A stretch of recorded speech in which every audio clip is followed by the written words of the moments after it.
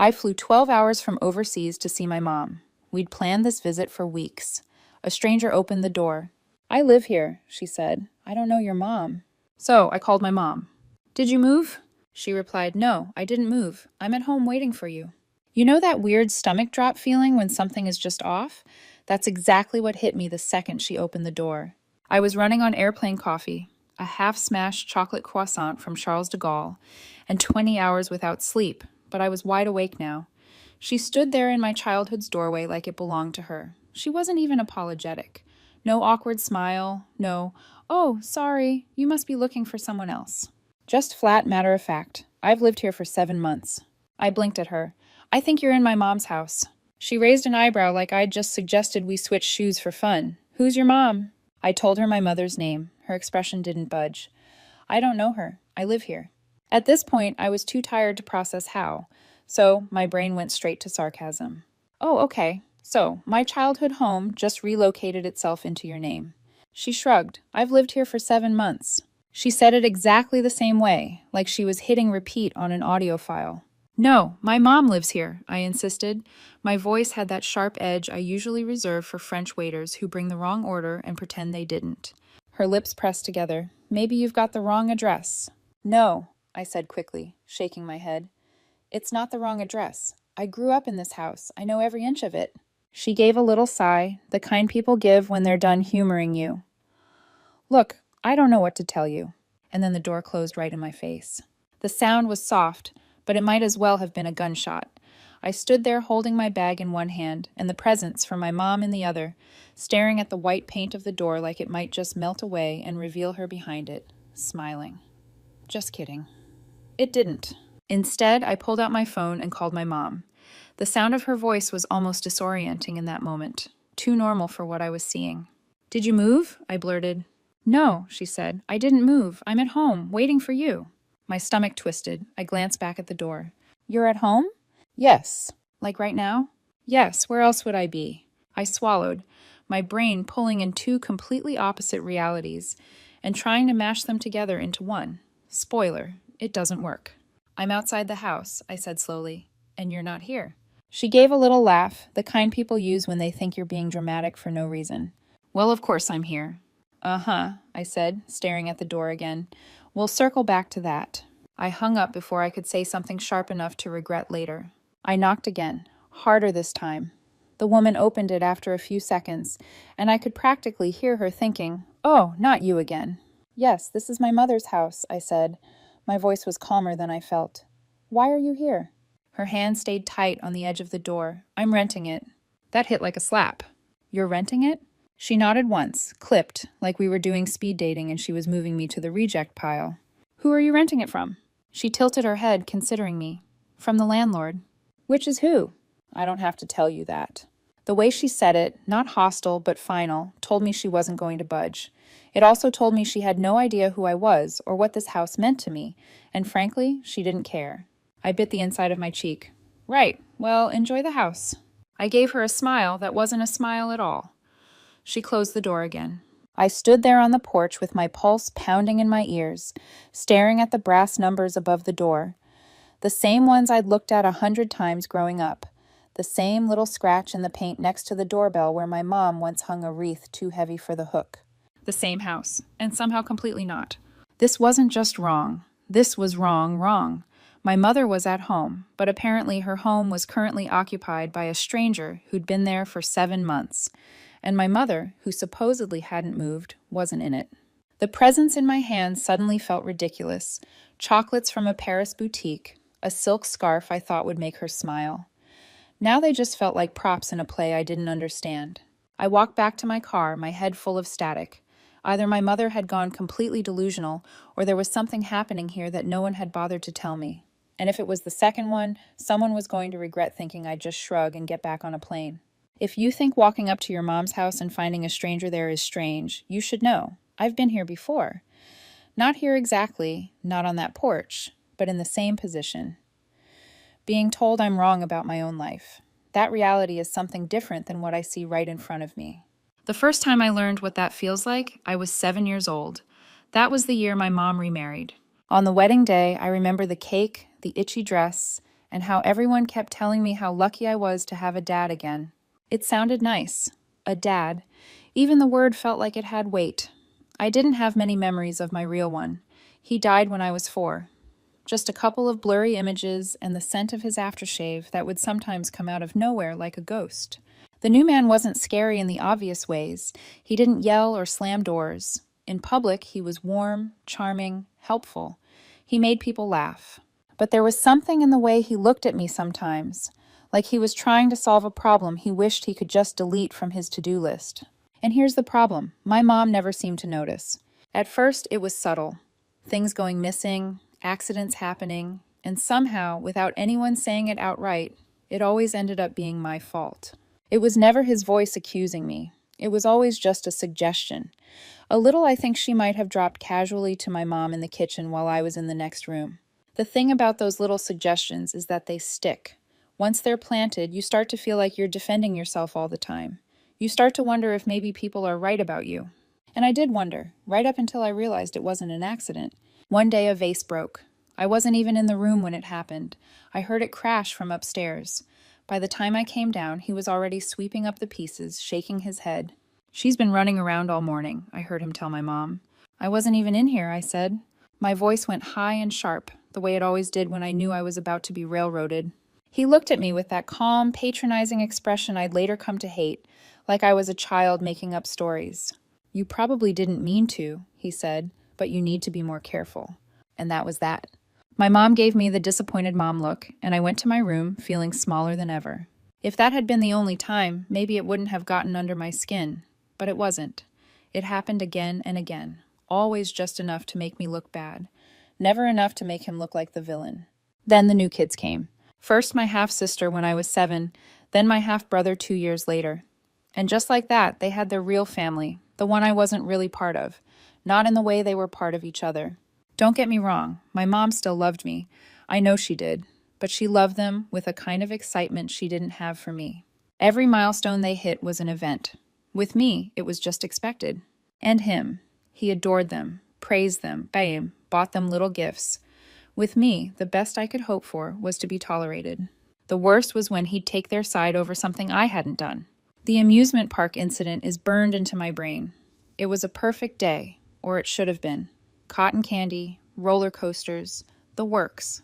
Then, in line for the log ride, my half-sister started crying and said I'd pushed her. Total fiction. I hadn't even touched her. He crouched down, comforting her, shooting me a glance that said, "I've got you now." Then he took her and my brother aside, whispering low. I couldn't hear what he said, but I knew it wasn't good. On the drive home, my mom was quiet, too quiet. And when we got back, I was told I was grounded for hurting my sister. No discussion, no chance to explain. That night, I heard him in the kitchen telling my mom I was jealous of them, that it wasn't healthy. I lay in bed frozen, my heart pounding. That was the first night I really understood the power he had. Not over me, but over her. He could decide what I'd done, and she'd believe him. I was terrified. Not of him hurting me. He never would. No, I was scared of something worse. That he could rewrite me. That he could decide who I was. And my own mother would see that version instead of me.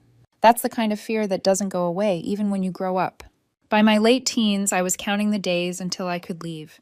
I did okay in school, made friends, kept myself busy, but inside I was always on guard, hyper-aware of how things might be twisted against me. When my mom and he finally divorced, I was already in my early 20s. My siblings stayed close to him. They had no reason not to. He'd been good to them. And maybe they believed his version of me, too. After that, life moved fast. College, jobs, and then the big leap, France. It felt like I was finally out from under the shadow of all that. I kept my share of the house, my half from my dad's will, but never once thought about using it. It was my mom's home. I wanted her to have it. We kept in touch, of course. Calls, occasional visits. Things were fine, not perfect. The favoritism toward my siblings didn't magically disappear, but there wasn't open conflict. Then, about a year ago, I started to notice something different. My mom was cooler on the phone, distracted. She'd cut conversations short. I told myself it was nothing. Maybe she was busy, maybe tired. We still talked, just not the same way. And here's the thing about that kind of slow drift. You don't notice it's happening until you're already far from where you started. After 2 years abroad without seeing her in person, I decided I needed to come back for a visit. I missed her. I missed home. I missed feeling like part of the family, even if I'd never completely been one of them. So I called, told her I was coming. She sounded pleased, said she'd be at home. If I'd known what was waiting for me when I got here, maybe I would have braced for it, but maybe not.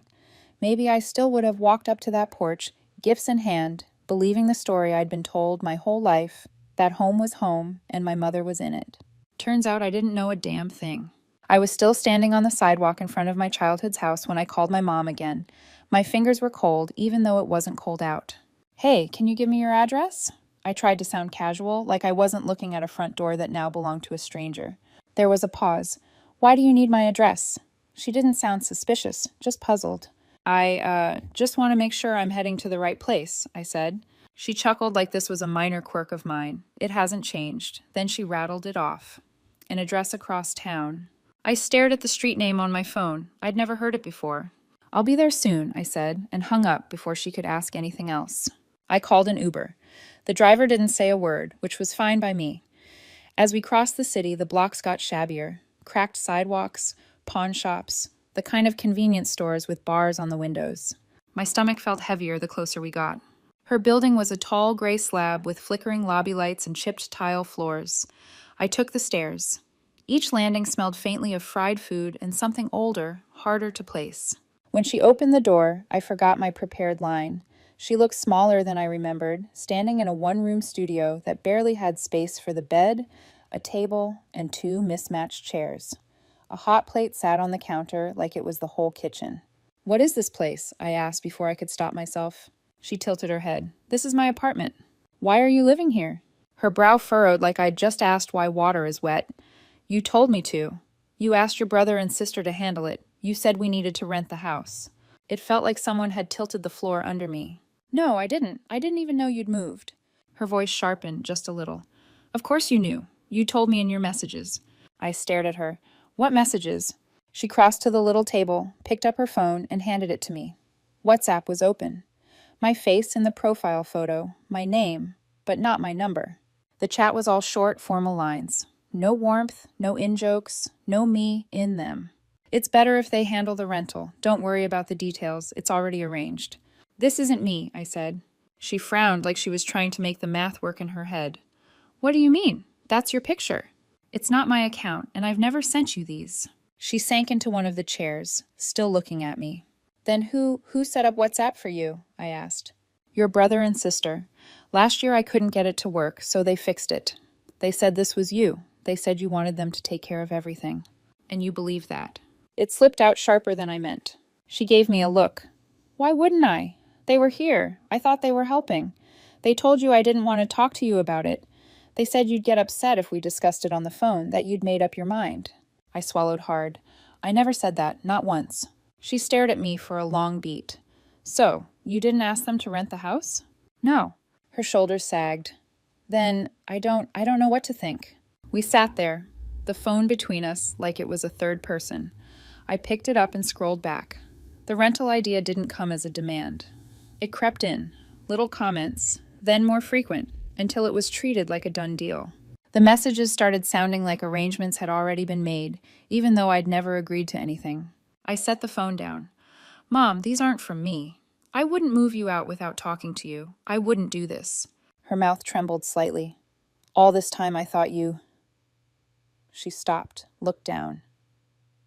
"I thought they were the ones on my side, that you'd changed."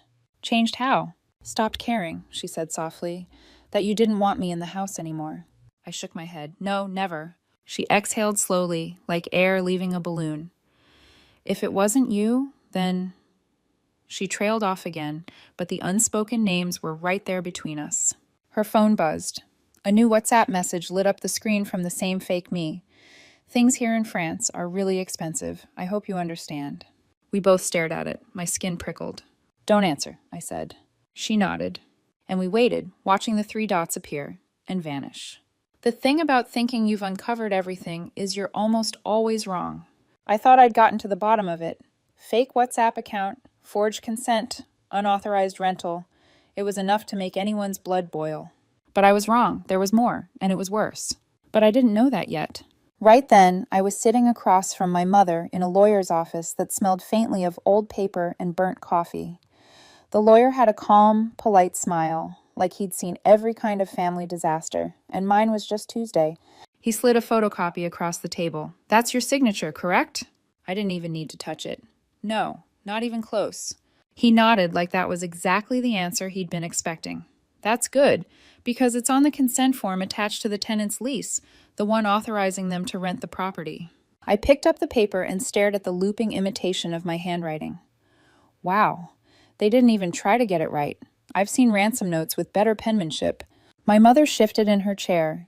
She'd been quiet the whole time, her hands clasped in her lap, like if she gripped them tight enough, none of this would be real. The lawyer cleared his throat. The account the rent has been going to is in your sister's name. That's where we start.